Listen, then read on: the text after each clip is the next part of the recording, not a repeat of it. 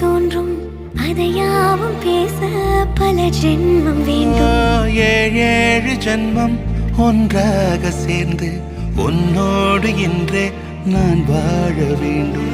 காலம் முடியலாம், நம் காதல் முடியுமா? நீ பார்க்க பார்க்க காதல் கூடுதே.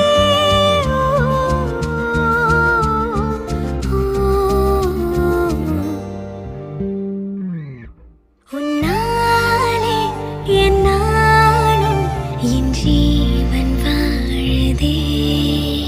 சொல்லாமல் உன் சுவாசம் என் மூச்சில் சேருதே. உன் கைகள் கோர்க்கும் ஓர்